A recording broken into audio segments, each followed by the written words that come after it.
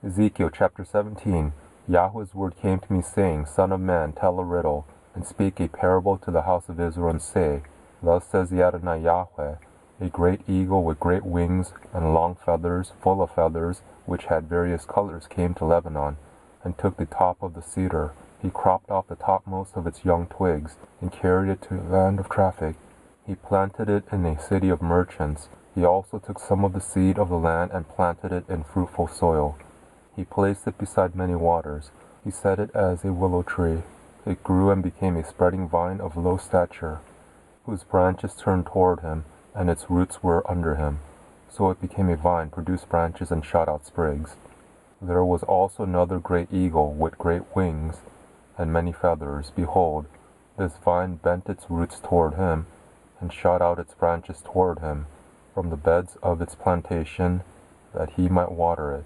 It was planted in a good soil by many waters, that it might produce branches, and that it might bear fruit, that it might be a good vine. Say, Thus says the Adonai Yahweh, will it prosper?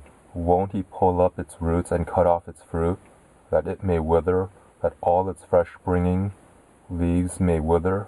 Not by a strong arm or many people can it be raised from its roots. Yes, behold, being planted shall it prosper.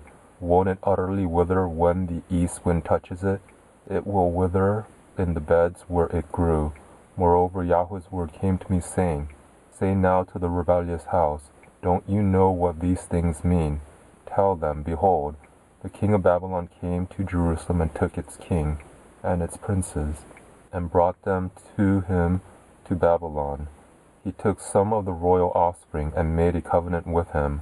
He also brought him under an oath, and took away the mighty of the land, that the kingdom might be brought low, that it might not lift itself up, but that by keeping his covenant it might stand.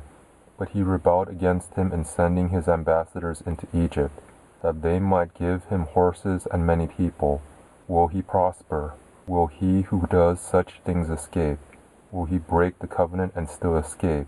As I live, says the Adonai Yahweh, surely in the place where the king dwells who made him king, whose oath he despised, and whose covenant he broke, even with him, in the middle of Babylon he will die.